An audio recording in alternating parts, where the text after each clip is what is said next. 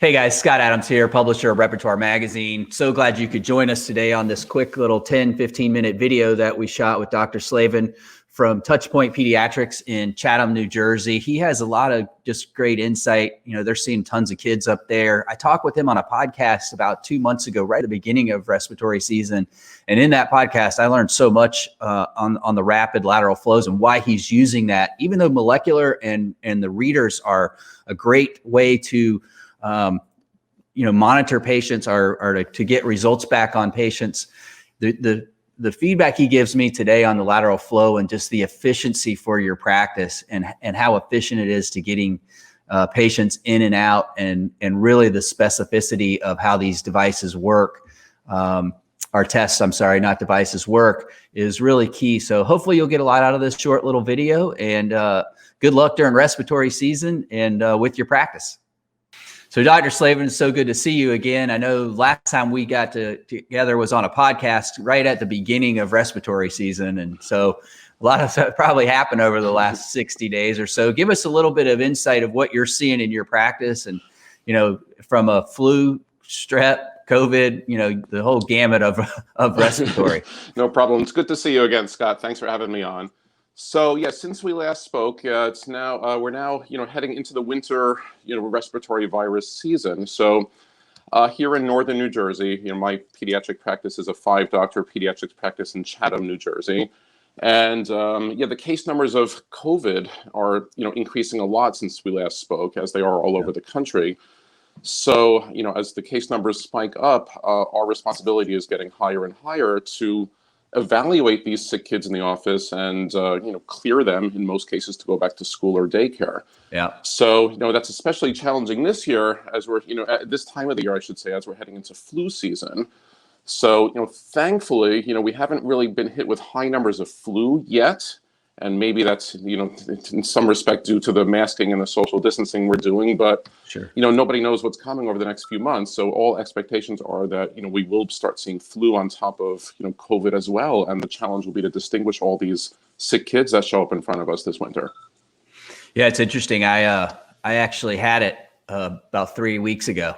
Oh, and, sorry to hear that. Went in and my physician immediately looks in my throat and he goes, "That's strep, man. You got strep." And he runs a rapid strep test on me, probably Sekisui strep test if I don't miss my guess.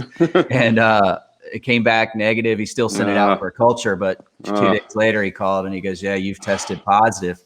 Oh my gosh. I went through the whole thing pretty good, pretty asymptomatic, a little bit of a cold, sore throat. Good. And then about day 8, it just wiped me out for 2 days, just physically, tired and exhausted. And now here I am 3-4 weeks out from it, and I'm still tired, man. It catches me some days where it just knocks me on my butt. I just got to take a nap. And I'm like, I know I'm turning 50 this month, but I shouldn't be having to take a nap. Absolutely. Well, I'm glad you're feeling better overall. Hopefully you'll continue to improve, quickly over the next few weeks. I'm ready to get back to exercising and doing some of that, but just breathing wise, it's been, man, it takes a toll on you for sure. It's a serious illness. It is. It very much is. So it kind of staying along those lines as we're preparing for flu season. What are you guys doing? I mean, obviously you're in a pediatric office, but what are you guys doing to prepare for it, especially during a pandemic like we're in right now? Sure. Well, for the last few months, we've been gearing up for the expected flu season that we generally see every winter from around November to March or April. So we've been spending all fall doubling down on our efforts to vaccinate, children as much as possible for the flu, because any child that we can prevent from getting a fever, a cough, an unexplained viral illness this winter. That's one less cough, one less fever, one less strain on our healthcare system, one less child. That's a diagnostic dilemma. So the more children we can vaccinate and protect from the flu, the easier the winter will be for all of us, certainly. So we started doing that, back in September. As soon as the flu vaccine was available, we were doing drive-up flu vaccines for parents that didn't want to, have to bring their kids into our office, and we're still vaccinating as we speak. But that's the main thing we've been doing. But in addition, we've been gearing up for testing kits for the flu as well, because the more tools we have this winter to help us distinguish, these sick kids in front of us, what virus is causing their symptoms, the easier it'll be for us as well. Let me ask you, are you seeing the number of kids getting vaccines going up significantly this year? Are parents getting their kids I think so. vaccinated? Yeah, I Yeah, think they are. I think that's the public health message that's getting out, that the flu vaccine is even more important than usual this year. The more we can keep kids healthy in general this winter, the right. better it's going to be for everybody. So yes, I think Yeah. more parents are willing to vaccinate their kids for the flu, which is good. What kind of flu test are you currently using in your practice, Dr. Slavin? Well, we still use the standard lateral flow visual rapid antigen tests, and we've been using them for years, and they work well for us. Specifically, we're using the OSIM Ultra Flu test from Sekisui Diagnostics, Right. and that works well for us. You mentioned when we talked last time of why you like the rapid tests, and it really struck me. I thought, man, this is a really good point for the listeners to the podcast, and now the folks watching this video. Well, sure. Just to delve into a little bit further about the different types of tests that are available. The rapid antigen lateral flow test, which again is what we use.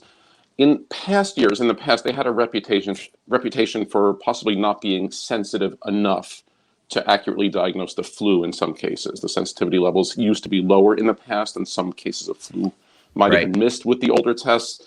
But and they were deemed unsuitable by the FDA for that reason in the past, and they had to be withdrawn from the market. The good news is that in recent years, these tests have been reformulated and improved and reintroduced to the market. And now these visual rapid antigen lateral flow flu tests are really, in many cases, equivalent to or even exceeding the performance of other more expensive, more complicated reader devices. So for us, it works really, really well. Now, a couple other things about these things. The sensitivity of the rapid lateral flow antigen test still is a little bit lower than some of the newer molecular-based tests. The sensitivity might be in the high 80s%, like 85 to 90% sensitive in detecting the flu, compared to possibly in the high 90s with the molecular tests. However, the point that's important to understand is that the specificity of these lateral flow flu tests, the rapid antigen tests, is very good, excellent. Yeah. For most of these products, the specificity of these tests are around 96 to 100% specific for the flu, whereas even the best performing molecular-based tests usually are a little bit lower, generally considered in the range of 86 to 97% specific. So why is that important? Well, the specificity of a test, refers to how likely it is, if you get a positive test, to be confident that test is really detecting that particular disease and it's not a false positive. Now, I would argue that this year in particular, with COVID and flu and needing to quickly distinguish them, in terms of performance of a rapid flu test, I would say this year, in many ways, the specificity of a flu test is more important than the sensitivity. And why is that so? Because the reason why is because this winter, we're going to have lots of kids in front of us with very non-specific viral symptoms. That includes fever, cough, body aches, chills, congestion. So the challenge that we are tasked with as pediatricians is to identify which of these kids has COVID, because we are tasked with clearing these sick kids to go back to school. And if they have COVID, we need to keep them out of school and out of the community for public health safety to prevent spread throughout the community. So, in an ideal world, if all office-based pediatricians could have a COVID test that was quick, rapid, 100% sensitive, and widely available, that would be, of course, ideal. We could easily identify which of these kids had COVID. However, in the real world right now, none of these rapid tests are either available or sensitive enough that we can be confident in not missing any. So the next best thing is that in some cases, if we can provide an alternative diagnosis for the child with these symptoms in front of us. For example, if we know that this child in front of us who has fever, cough, congestion, body aches, if we can be confident that their symptoms are attributable to the flu in particular, then we could be very confident that it's not COVID. And we can clear these kids to go back to school a little bit sooner, then the parents can go back to work a little bit sooner and get them out of a quarantine if necessary. So it makes it much better. So for these highly specific tests, if we get a positive test, we can be very reliable that the symptoms are attributable to the flu and not something else like COVID.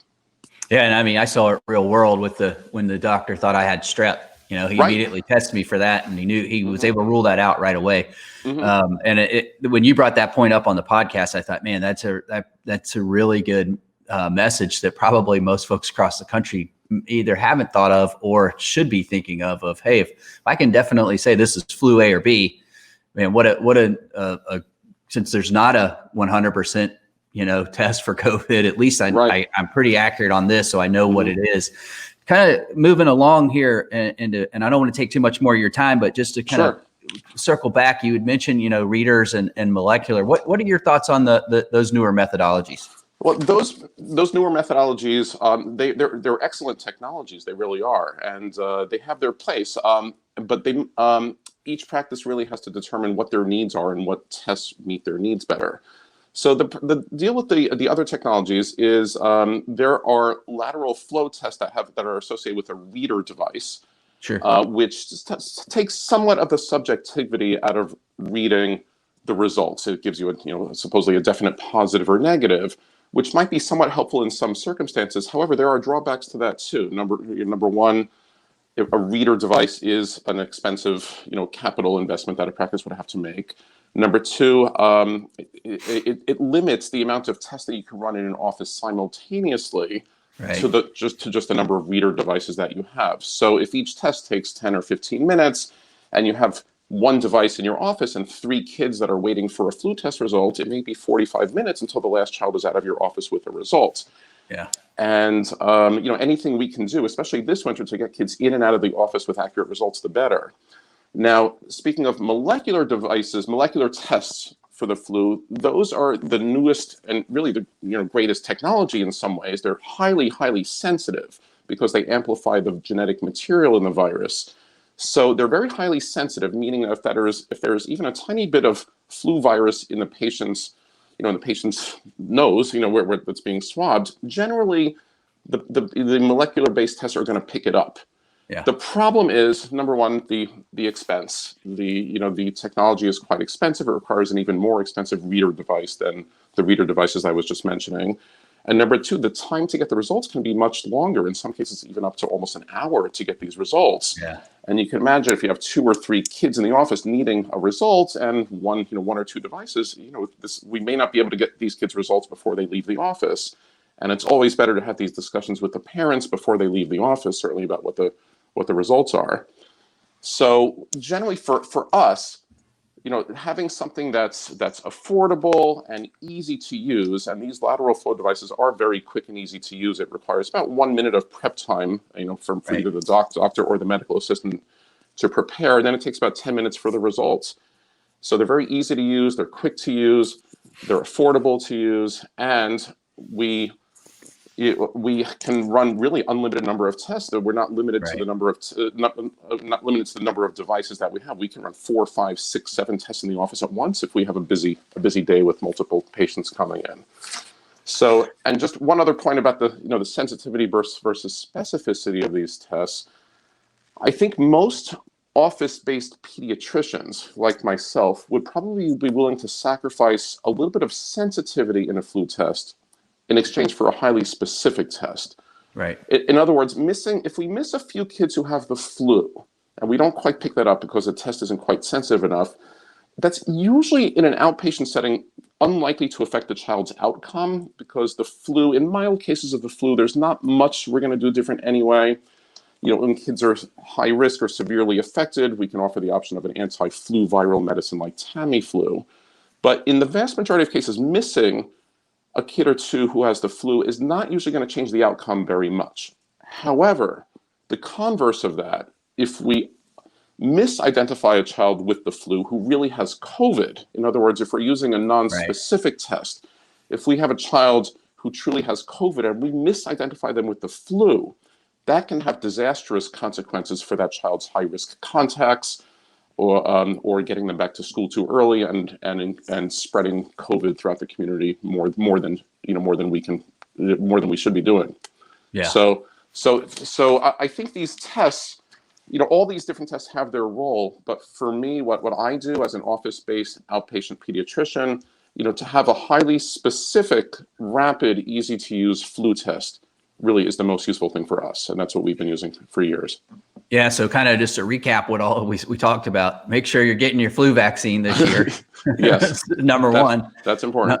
Number two, for the practices out there that are watching this, having a highly specific lateral flow test in your office to help rule out flu right out of the gates is really important, especially this respiratory season. As always, it's always great to talk to you. You always have a lot of good insight. And Dr. Slavin, thank you so much for spending some time with us today. Thank you for having me, Scott. My pleasure.